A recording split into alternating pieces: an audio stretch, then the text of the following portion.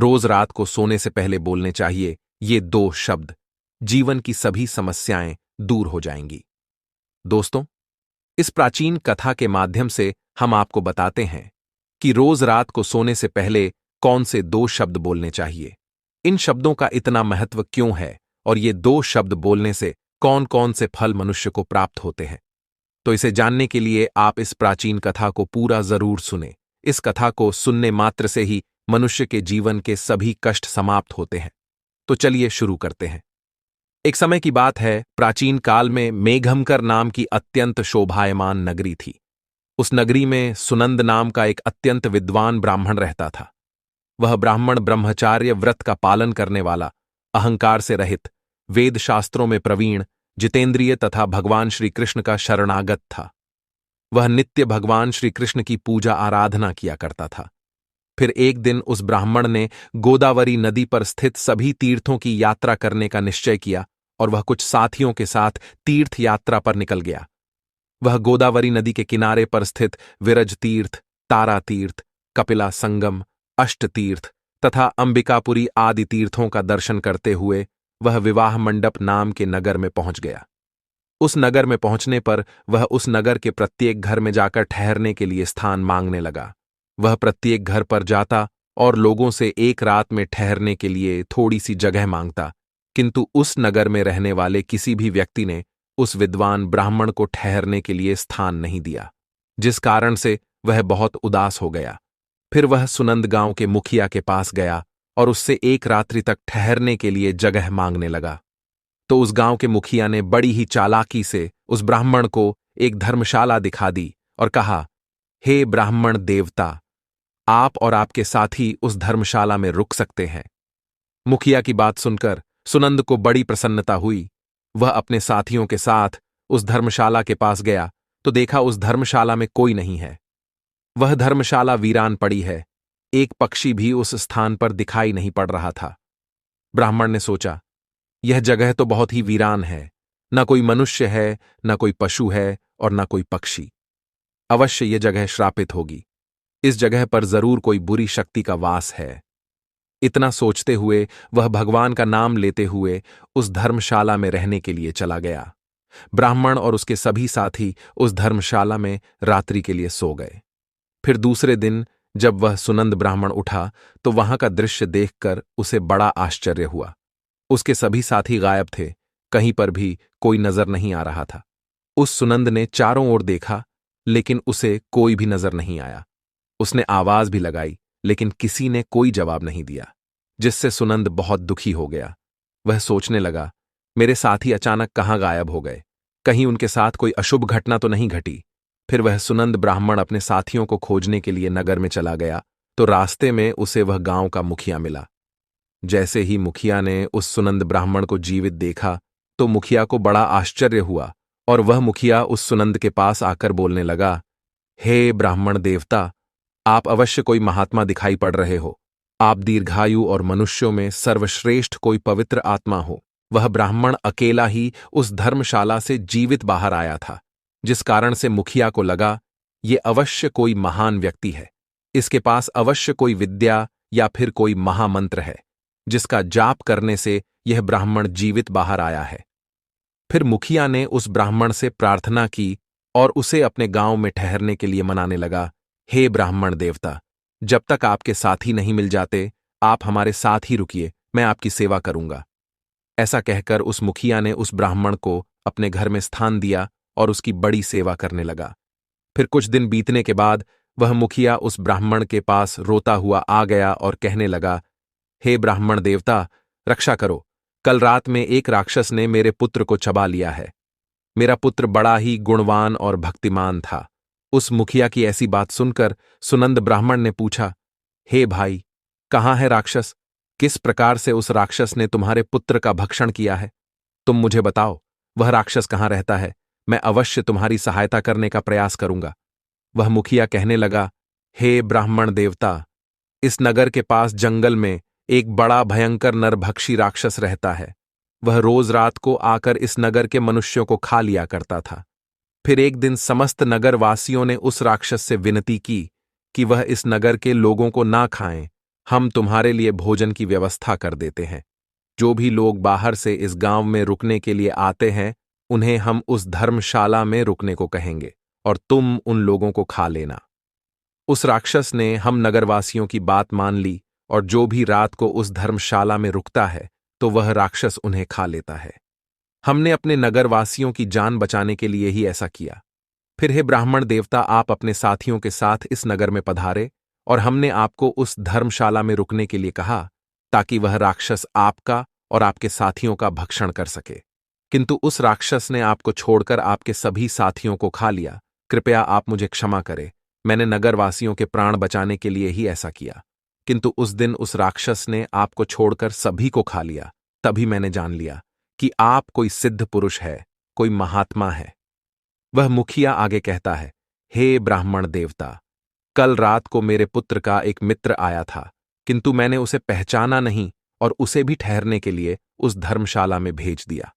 फिर जब मेरे पुत्र को पता चला कि उसका मित्र धर्मशाला में रुकने के लिए गया है, तो वह भी उससे मिलने के लिए चला गया और रात को उस राक्षस ने मेरे पुत्र को भी खा लिया। फिर वह ब्राह्मण कहता है, हे भाई, वह राक्षस कहां पर रहता है? तुम मुझे उसके पास लेकर चलो। मैं उस राक्षस से कहकर तुम्हारे पुत्र को लौटाने के लिए कहता हूं। फिर वह मुखिया उस ब्राह्मण को लेकर उस जंगल में चला जाता है जहां पर वह महाभयंकर दुष्ट राक्षस रहता था। उस राक्षस के पास जाने पर वह मुखिया रोता हुआ उस राक्षस से कहने लगता है, हे दुष्ट राक्षस, तूने मेरे पुत्र को क्यों खा लिया? मेरे पुत्र को अब वापस लौटा दो। वह राक्षस कहने लगा, हे मनुष्य, तुम्हारा पुत्र भी उस धर्मशाला में था, इसी कारण से वह भी अन्य लोगों के साथ मेरा ग्रास बन गया। मैंने अनजाने में ही तुम्हारे पुत्र का भक्षण कर लिया है। अब तुम्हारा पुत्र मेरे पेट में है, मैं उसे तुम्हें वापस नहीं लौटा सकता। अब तुम अपने पुत्र की मुक्ति के लिए उपाय करो। फिर वह मुखिया कहता है, हे राक्षस, अब तुम ही बताओ, मैं अपने पुत्र की मुक्ति के लिए क्या उपाय करूं? उसका मृत शरीर भी मेरे पास नहीं है, तुमने उस चबा लिया है। मैं अपने पुत्र के शरीर को कैसे प्राप्त करूं? फिर वह राक्षस कहने लगता है, इसके लिए मैं तुम्हें उपाय बताता हूं। इस नगर में एक ब्राह्मण देवता आए हैं। उस रात वे एक मंत्र का जाप कर रहे थे, जिस कारण से मैं उन्हें खा न सका। यदि वह ब्राह्मण देवता आकर मेरे ऊपर उस मंत्र का जाप करके जल छिड़क दे, तो मुझे इस राक्षस के शरीर से मुक्ति मिल जाएगी और तुम्हारे पुत्र का शरीर भी तुम्हें मिल जाएगा।